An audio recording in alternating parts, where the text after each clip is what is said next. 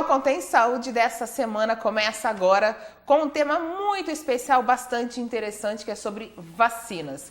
Você está com a caderneta do seu filho em dia ou a sua caderneta de vacinas está em dia? Porque tem vacinas também que são necessárias para os adultos. Ou você faz parte também do movimento anti-vacinas. E por quê? Bom, nós estamos recebendo o Dr. Pablo Sebastião, que é infectologista, para conversar com a gente sobre todas essas questões.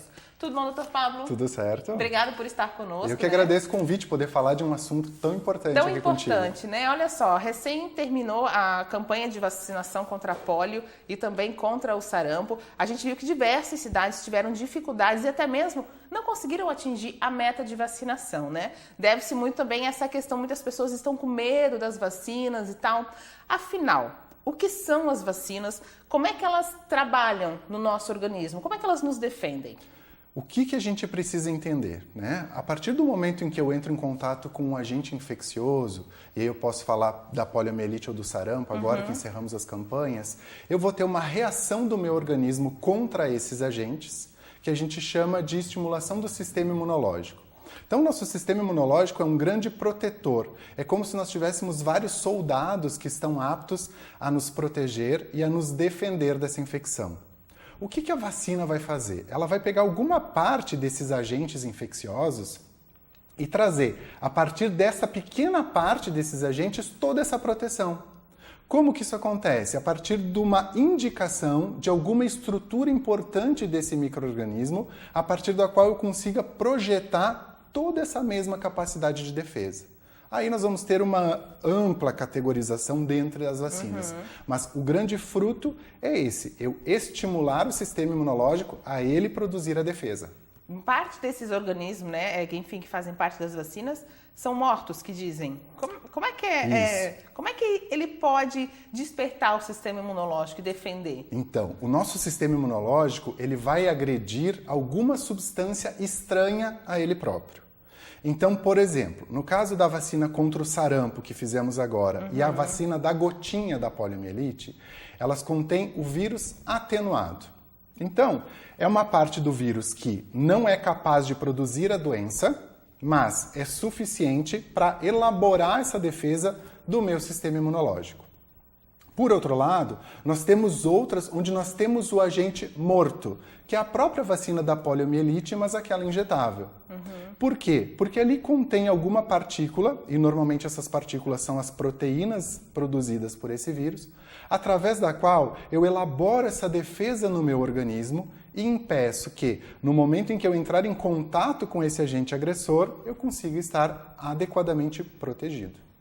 Doutor, na última campanha de vacinação contra a gripe também, principalmente os idosos, né, boa parte não se imunizou, porque fica aquela história, lenda de que, se eu tomar a vacina da gripe eu vou ficar gripado. O que acontece? Então, a vacina da gripe é uma vacina bastante interessante de a gente conversar sobre essas vacinas mais modernas. A gente consegue, dentro de uma vacina da gripe, proteger contra 3 ou 4 tipos de vírus diferentes numa mesma aplicação.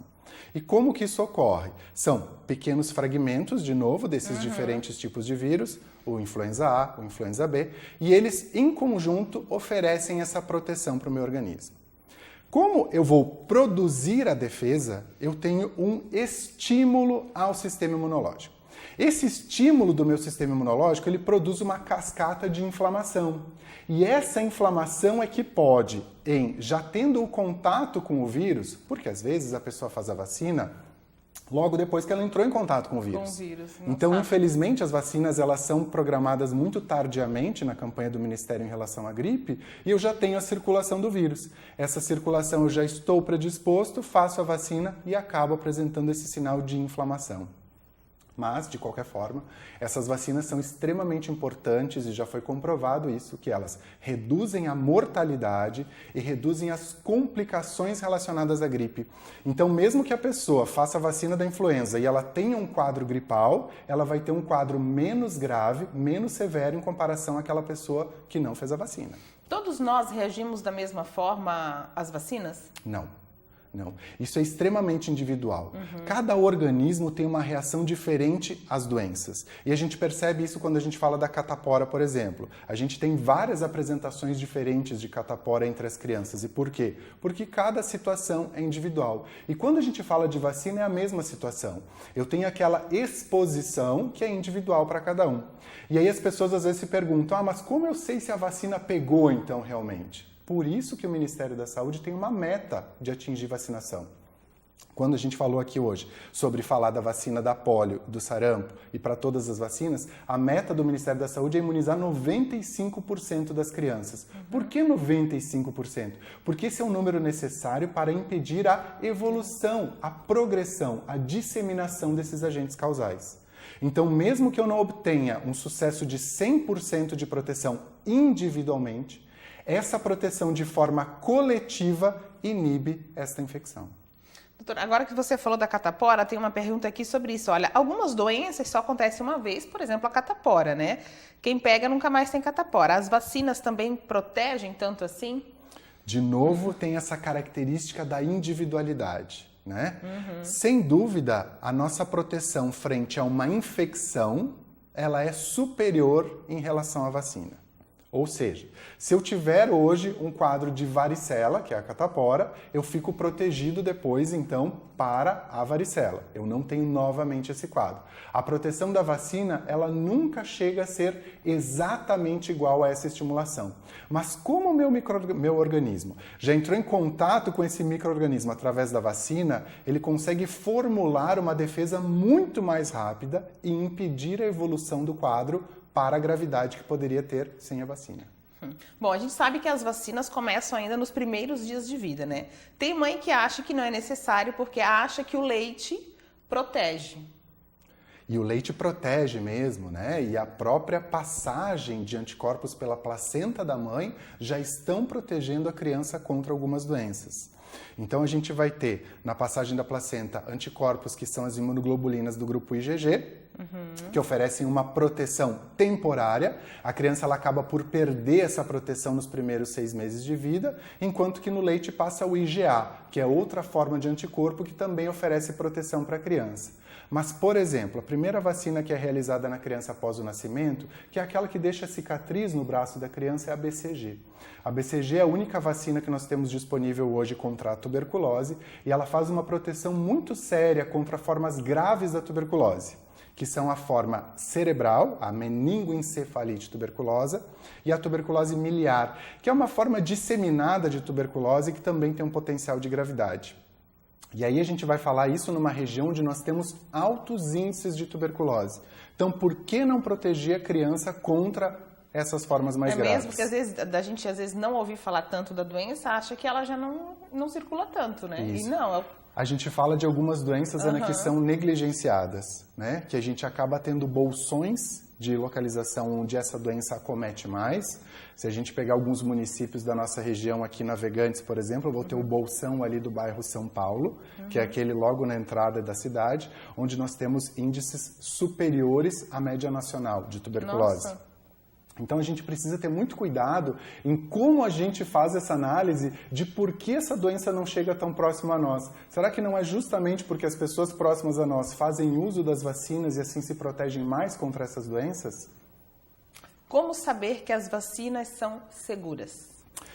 Todo medicamento, todo fármaco, tudo aquilo que vai entrar em contato com o nosso organismo passa por uma série de estudos. Esses estudos que vão determinar se um determinado medicamento funciona ou não funciona, se uma vacina funciona ou não funciona, passa por uma etapa inicial, que é a etapa de segurança.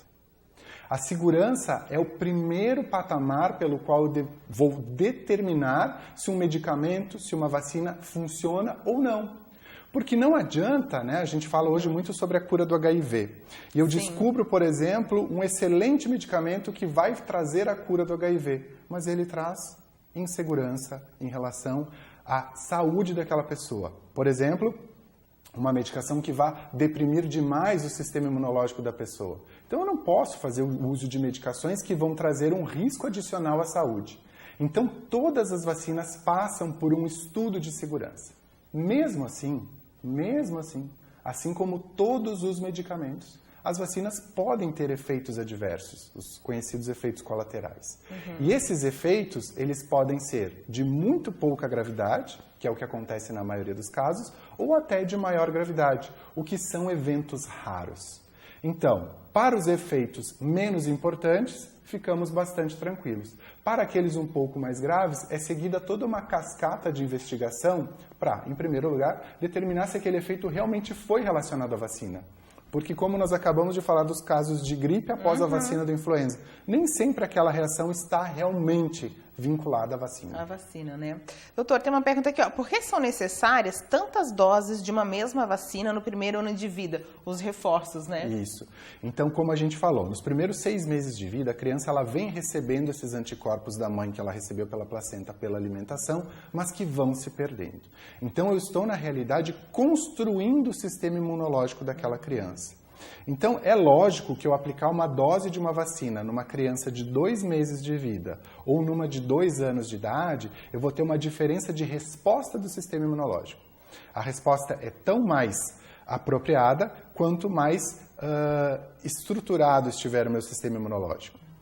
Então, a gente tem os dois extremos de vida onde eu tenho essa fragilidade imunológica. Os muito pequenos e os idosos também acabam por um fenômeno de senescência, um fenômeno de limpeza do organismo, se livrando até de coisas importantes como a própria imunidade.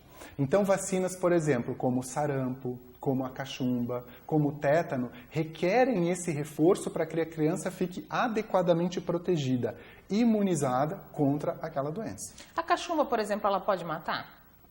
A gente tem um efeito muito raro da cachumba relacionado à encefalite pelo vírus da cachumba.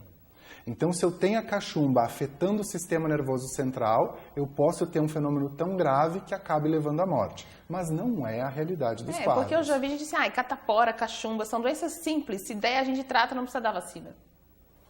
Então, essa ideia, né, que para mim remete muito à minha infância, assim, não. Então a gente coloca uma criança com catapora, por exemplo, junto com as outras que ainda não tiveram, porque isso oferece esse estímulo. Tá. Mas se existe esse risco adicional, é importante eu medir. Qual é o risco maior de desenvolver a doença ou de aplicar a vacina?